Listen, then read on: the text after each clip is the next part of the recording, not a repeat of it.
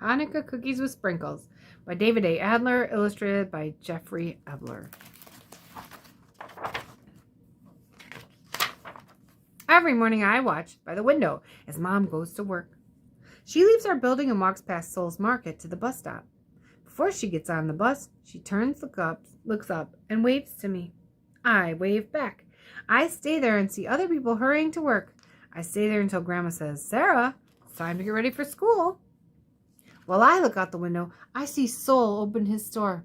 He loads the tables in front. He finds a few bad fruits and vegetables and puts them in a box.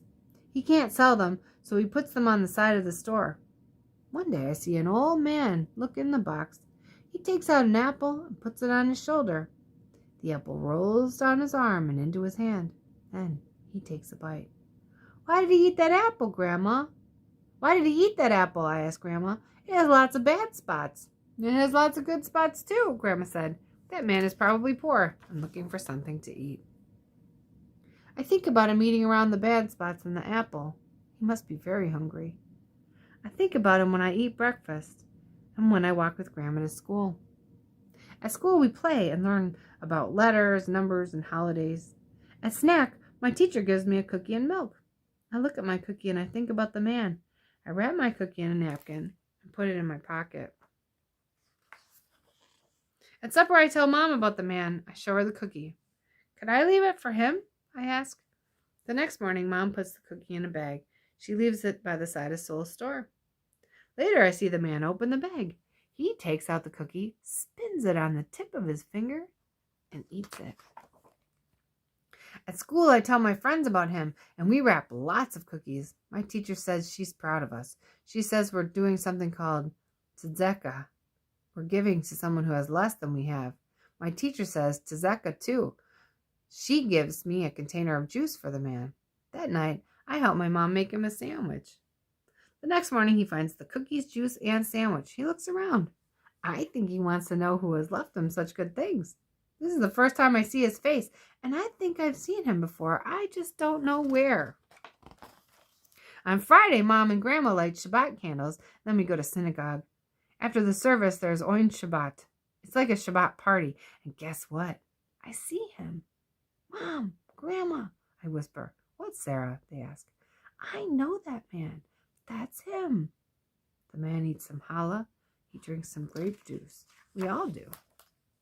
After that, every day when the man comes by Sol's, there's something for him to eat. Then one day, my teacher says Hanukkah is coming. I love Hanukkah. It's a happy holiday.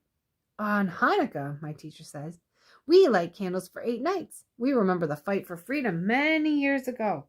We remember the fight so Jews could light Shabbat candles and study the Torah. We remember how a small bit of oil burned and burned. She gives us each some tiles, bottle caps, paint, and glue. "We're making menorahs," she said. "You can use them at home to light Hanukkah candles." Just before the first night of Hanukkah, I bring my menorah home. "It's beautiful," Grandma says.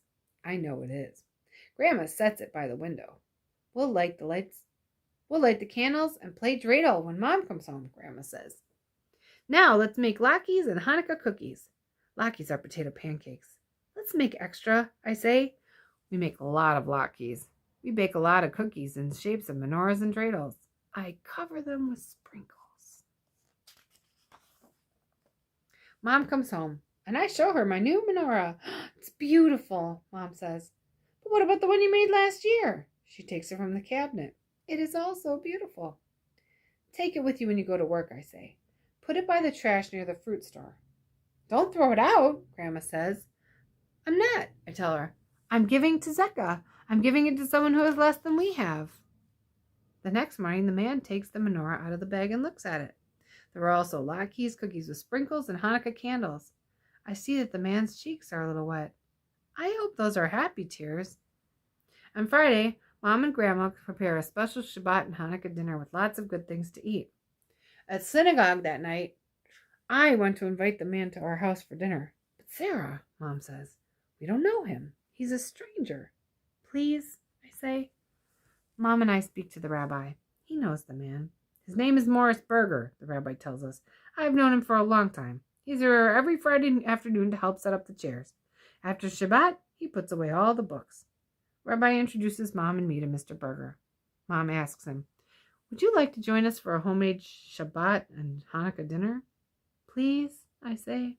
Mr. Berger smiles. He comes home with us. He talks a lot during dinner. He lives nearby in a small apartment. He once worked in a circus.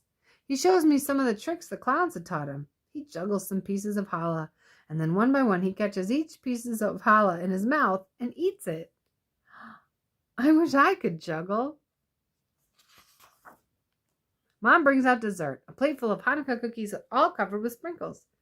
Now Mr. Berger knows who has been leaving cookies, sandwiches, and milk for him. He knows who left him the menorah and candles. At first, Mr. Berger looks down. I think he's a little embarrassed. Then he looks at me, and in a real quiet voice, he says, "Thank you." "Mr. Berger," I say, "I hope you'll visit again." "I'd like that," he says. "And please, call me Morris." Mom tells him to have another cookie. "I will," he says, "but first I will show you some magic." Morris reaches behind my ear and takes out a Hanukkah cookie with sprinkles. "Now watch this. I'll make it disappear." And he takes one big bite, and the cookie is gone. "That's okay," I say. "We have lots more. We have lots to share." "I also have things to share," Morris says. "I can teach you some of the easy magic tricks. I can tell you funny circus stories." "Can you teach me to juggle?" "Ha ha," Morris laughs. "I can try," he says, "but juggling takes a lot of practice." "Sarah will need lots of juggling lessons," Mom says. Morris smiles. He knows that lots of lessons means a lot more Shabbat dinners with us. I smile too. Soon, I'll juggle challah at school and surprise my friends. The end.